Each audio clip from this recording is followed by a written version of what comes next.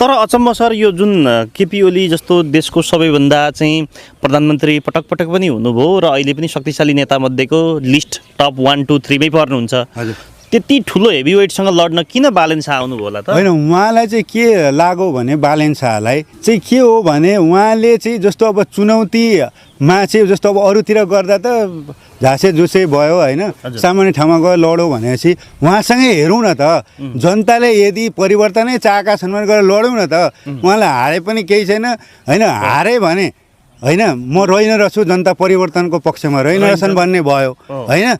जिते भने जनताले परिवर्तन चाहेका रहेछन्, युग परिवर्तन भयो, एउटा नयाँ सोच परिवर्तन भयो भन्ने हिसाबले उहाँ सिधै जनतालाई नै अहिले उहाँले सुम्पिनु भएको छ।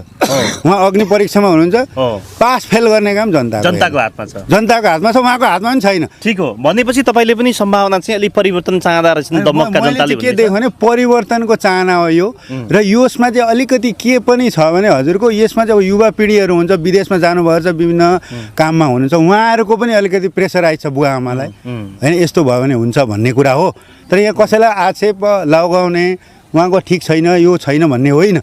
मान्छेले मत दिँदाखेरि चाहिँ समग्र मूल्याङ्कन गरेर परिवर्तन के हो होइन, के गर्दा परिवर्तन हुन्छ त्यसलाई हेरेर दिनुहोस्। ए उहाँलाई बालन शाहलाई नै दिनुपर्छ भन्ने पनि छैन, उहाँलाई दिनु नहुने पनि भन्ने छैन। तर सम्पूर्ण मूल्याङ्कन गरेर आत्मालाई साँची राखेर के गर्दा ठिक हुन्छ, के गर्दा देशमा परिवर्तन आउँछ त्यो कुरालाई चाहिँ आत्मसात गरेर चाहिँ मत जाहेर गर्नु हुन म चाहिँ अनुरोध गर्छु। सर जसरी अहिले परिवर्तनका कुरा गर्दा अथवा नयाँ चाहियो, युवा चाहियो अथवा पुस्तान्तरण होस् भन्ने चाहना देखिन्छ नि, अब यो पुस्तान्तरण हुँदा पनि त यिनीहरूले गर्ने चुनौती के हो, देशलाई चाहिएको के हो, के लाग्छ सर तपाईँलाई? कस्तो परिवर्तन होइन, पुस्तान्तरण भनेको अलिकति सोच चाहिँ नयाँ ढङ्गबाट जानु पर्यो क्या। जस्तो यहाँ पनि अब यो फलाना चिलाना भनौँ, मेरो पक्षको मान्छे भनौँ, यो पक्षको भनौँ, त्यो भनौँ, समग्र त्यसले गर्दा उहाँहरूको अब आफ्नो स्वार्थले गर्दा हाल देश पनि विकास हुन सकेको छैन।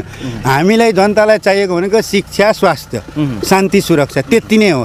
एउटा वातावरण बनाउनु पर्यो। देश यस्तो सुन्दर छ, हरियाली छ होइन, अब हरेक पर्यटक आउन सक्छन्। 10 लाख अहिले पर्यटक आउँछ भने 1-2 करोड पर्यटक भित्यायो भने नि त्यसले चाहिँ हाम्रो राजस्व वृद्धिमा चाहिँ सहयोग गर्छ होइन। किनभने देश धेरै ठुलो छैन, जनसङ्ख्या पनि धेरै ठुलो छैन हेर्नु होइन। बङ्गलादेशतिर 13-14 करोड कति भन्छ, अब यहाँ त 3 करोड छ जम्मा होइन। अनि त्यसले गर्दा 15 करोड त 1 अर्बभन्दा बढी त भारतमै छ। अब हाम्रो 3 करोडलाई यत्रो के छ भने हामीलाई चाहिएको भनेको शिक्षा, स्वास्थ्य। शिक्षामा केही सरकारले गरिदियो, सर्वसुलभ शिक्षा सबैले गुणस्तरीय शिक्षा होस्, महँगो नहोस्, त्यति हो। अनि स्वास्थ्य उपचार राम्रो होस्, त्यसमा चाहिँ निःशुल्क सकेसम्म। अब निःशुल्कै गर्न अहिले तत्काल नसके पनि सर्वसुलभ सस्तो रेटमा चाहिँ होस्, त्यति दुईटा गरेर अलि देशलाई पर्यटकीय माहौल अलिकति बनाओस् होइन। त्यति गऱ्यो भने फर्स्ट फेजमा यति नै चाहिएको छ हामीलाई, त्योभन्दा बढी अहिले चाहिएको छैन। फर्स्ट फेजमा यो गरौँ, अनि अरू त सम्भावनाहरू केलाउँदै जानुपर्छ अनि खोज्दै जानुपर्छ होइन।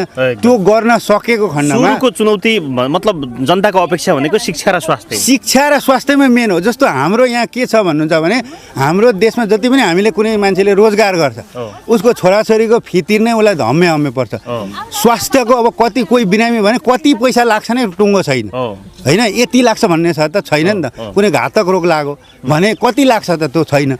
त्यसको व्यवस्था चाहिँ सरकारले कुनै न कुनै रूपले चाहिँ जनताहरूलाई चाहिँ गरेको खण्डमा होइन, त्यो गरेको खण्डमा जनता पनि खुसी भयो नि त। त्यो त गर्नै नसकिने कुरा त होइन नि त, चाहना हुनु पर्यो भित्रबाट। मान्छेले मरेर लिएर जाँदा केही जाँदैन नि त, नाम चाहिँ लिएर जाने हो नि त।